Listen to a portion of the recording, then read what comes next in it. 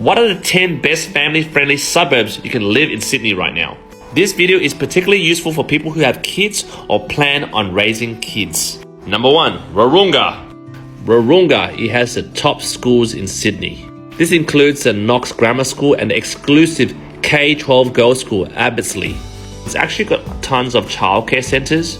If you've been to Wahroonga, it's very leafy and foresty, and there's a lot of national parks that you can take your kids to. And the best thing about Wahroonga is that 80% of Wahroonga's properties are owner-occupiers, and the crime rate here is very, very low. The only setback is it's bloody expensive to get in there.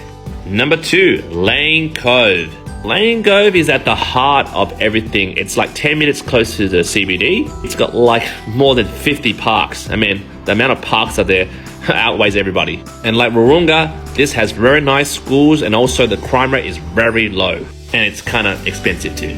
Number 3, Waverley, also known as close to bloody Bondi. I don't need to say too much about it. It's in the eastern suburbs.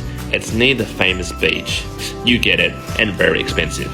Number 4, St. Ives, which is over here and next door to Wahroonga. Just like Wahroonga, it has all the best schools, and the crime rate here is very low, and also very pricey to get into. Number 5, something very cheaper, Normanhurst, which is also the next door neighbour to St. Ives. But this suburb is a little bit cheaper. To get a 3-bedroom house is roughly around $1.3 to $1.4 million.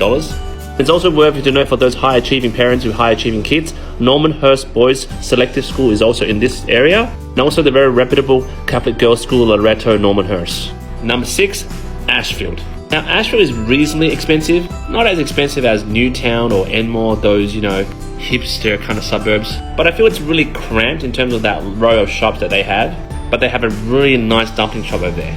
Again, for education-wise, Trinity Grammar School and St. Vincent's College are really great schools in that area. And if you look at Ashfield, it's actually in the centre of Sydney, close to Burwood, Strathfield, and really close to the city, Haymarket. Number 7, Oatley. Now, Oatley is kind of affordable. I mean, I live around, this area, but not everyone can afford to live near the beach in the bay. But Oatley is very owner-occupied based, which is 80% of people who buy there are owner-occupiers. And who doesn't like living in the south? Well, I love living in the south because I live in the south.